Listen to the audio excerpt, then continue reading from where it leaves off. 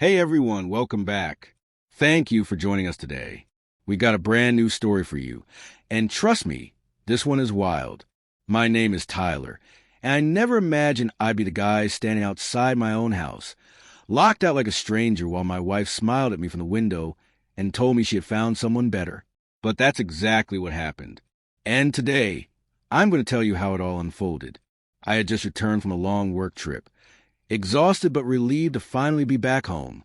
All I wanted was to drop my bags, take a hot shower, and collapse into my own bed. But as I stepped up to my front door and reached for my keys, something immediately fell off. The lock was different. I frowned, trying to make sense of it. Had Vanessa changed them while I was gone? Maybe there had been an issue with the old ones? Confused, I knocked on the door, expecting to hear her familiar footsteps approaching. Instead, there was silence. I knocked again, this time harder. Then movement. A shadow passed behind the curtain. A few seconds later, Vanessa's face appeared in the window. But something was wrong. She wasn't rushing to let me in. She wasn't surprised to see me. She didn't hesitate. Instead, she looked me dead in the eye and said, "I found someone better."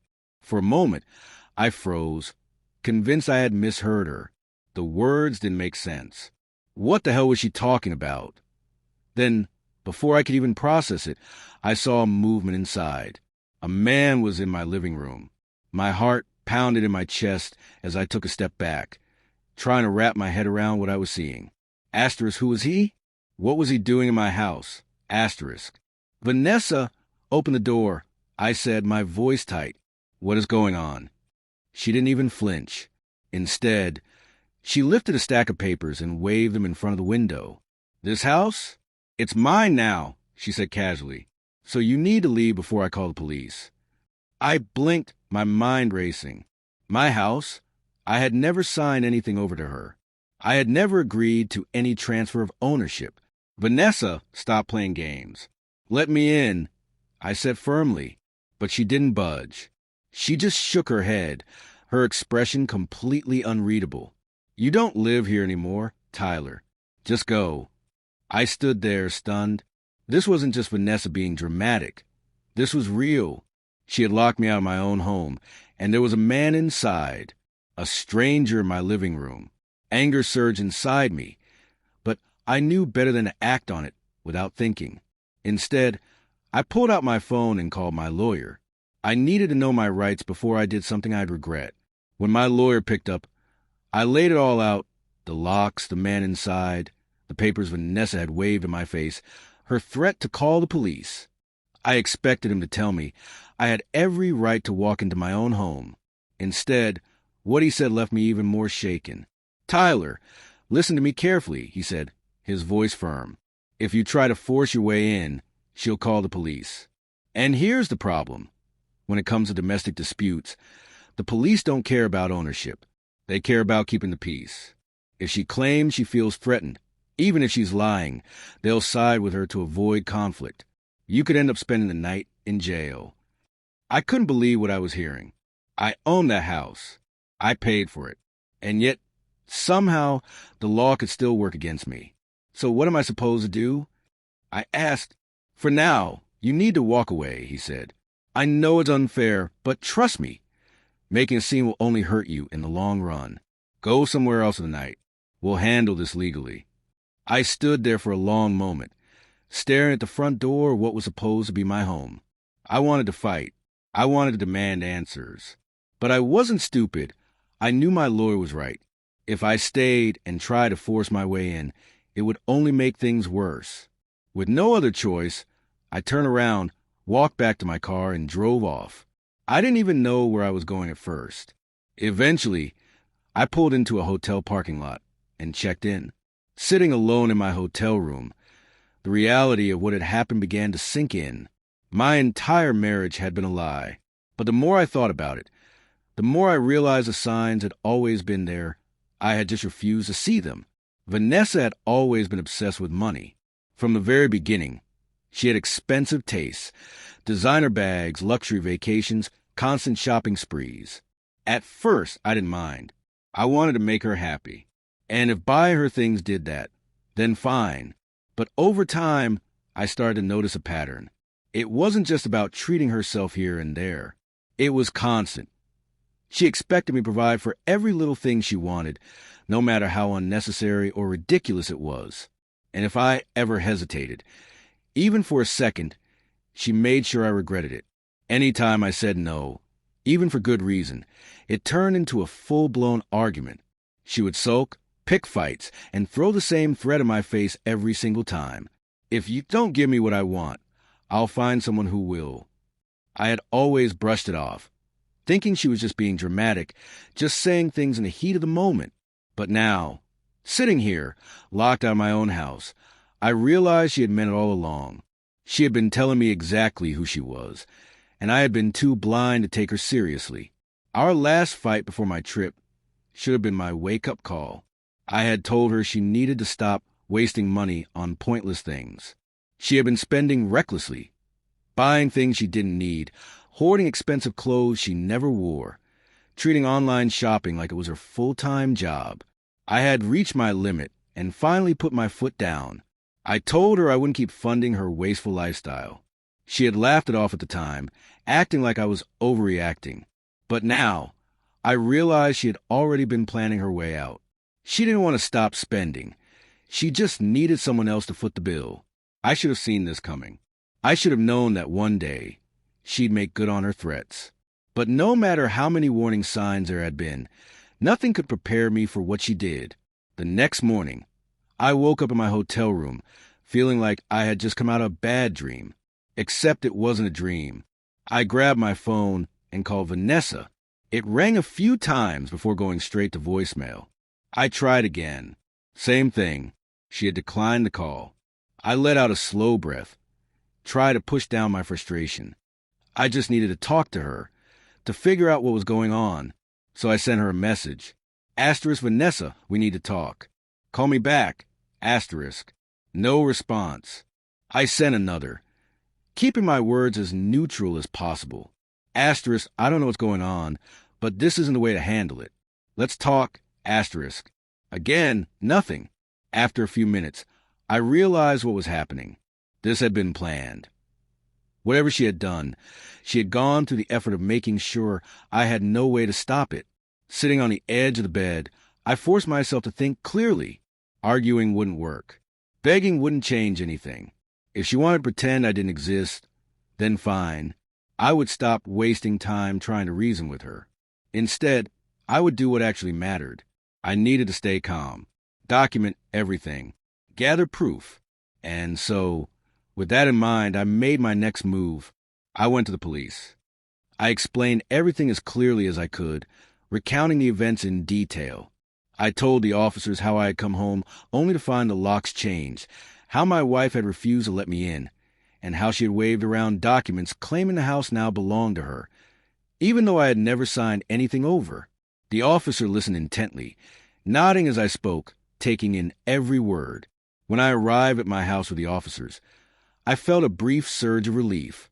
Finally, there was someone here to set things straight. But Vanessa had come prepared. The moment the officers knocked, she opened the door with a calm, almost bored expression, as if she had been expecting this moment all along. Without hesitation, she handed them a stack of neatly organized papers. "I'm the rightful owner of this house," she stated, her voice composed and confident. "My husband no longer lives here." I watched as the officer flipped through the documents, my heart pounding in my chest. This was insanity. I had never transferred ownership of my house to her. "This isn't possible," I said, trying to keep my voice steady. "This is my house. I bought it. I never signed anything over to her." One of the officers glanced at me, his expression neutral. "Sir, according to these documents, the property is in her name." I stepped forward, trying to get a better look at the papers myself, but they seemed official, legal, and in that moment, I realized the police weren't there to determine who was telling the truth. They were there to keep the peace. Right now, the only paperwork in front of them stated that Vanessa was the owner. Then they asked her to leave. I swallowed the frustration burning in my chest and took a step back. Later that day, I met with my lawyer and explained everything that had happened. To my surprise, he wasn't shocked. Apparently, cases like this weren't unheard of. If she has paperwork proving ownership, she either tricked you into signing something or she forged your signature, he said. The second option seemed far more likely. There was no way I had willingly given her my house. Without wasting any time, we headed straight to the police station to file an official report.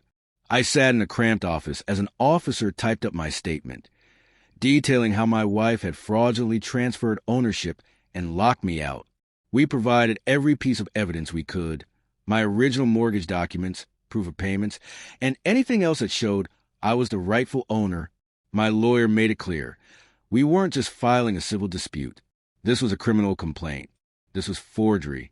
This was fraud. A serious crime. Before we left, we made sure to get a case number, something solid to follow up on. But I knew this was just the beginning. Filing a police report was only step one. My lawyer moved quickly, filing a court motion demanding immediate access to my home. He also drafted a separate lawsuit to nullify the fraudulent deed, ensuring Vanessa had no legal claim to my property. Everything was happening fast, but there was one major obstacle: timing. The courts were moving slower than usual because of the holiday season, and the judge couldn't issue an emergency injunction right away. That meant I couldn't legally re-enter my own home until the case was processed. With no other choice, I checked back into my hotel, stuck in a frustrating limbo while my lawyer fought to push things forward. The waiting was torture. The days that followed were some of the most frustrating of my life. Not only had I been locked out of my own house, but Vanessa also refused to let me retrieve any of my belongings, my clothes, my work documents, my personal items. Everything I owned was still inside, and she acted as if I had no right to any of it. Every time I called or texted to ask for my things, she either ignored me or sent back short, dismissive responses. The frustration ate at me, but I knew I had to stay calm. As much as I wanted to force my way in and take what was mine, I understood how easily she could twist the situation.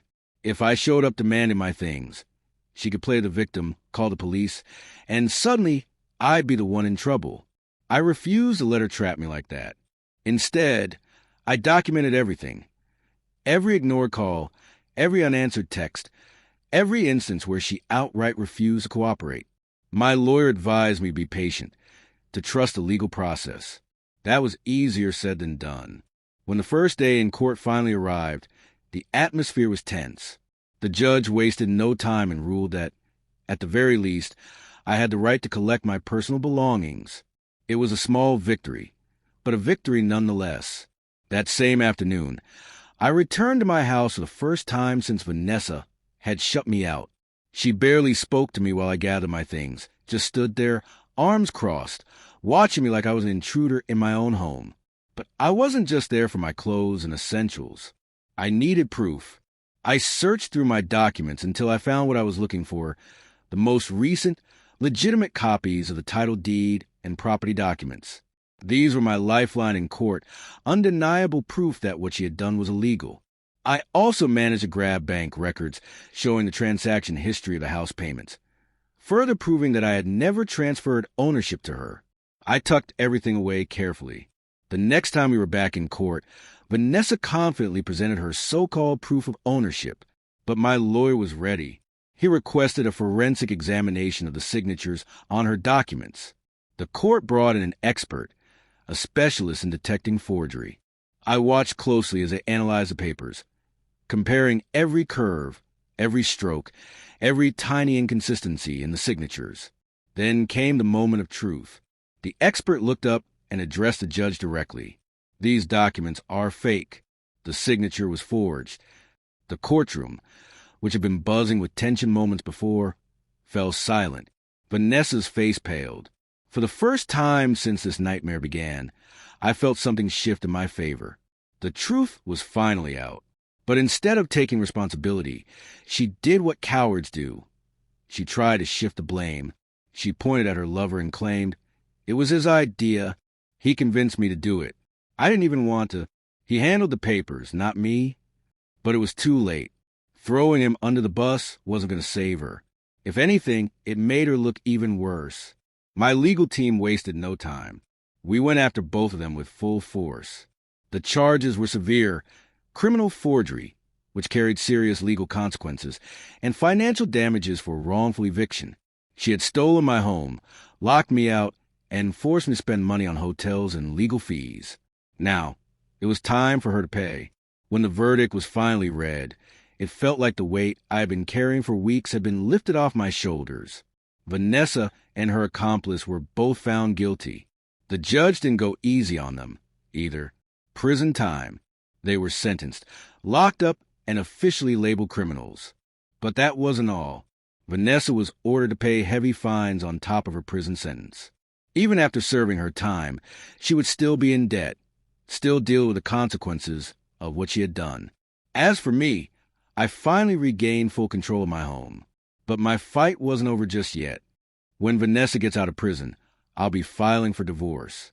This isn't just about cutting ties. It's about ensuring she never has a way back into my life again. She made her choice. Now, she has to live with it. Looking back, I can't help but wonder, how did I not see this coming? Maybe I ignored the signs because I believed in my marriage. But if there's one thing I've learned, it's this. Trust without verification is dangerous.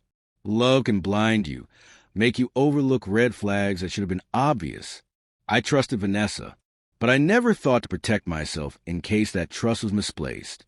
That was my mistake. So now I want to hear from you. What would you have done in my position? Would you have handled things differently? Let me know in the comments. And if you know someone who needs to hear this story, share it with them. You never know who might be ignoring the same warning signs I did.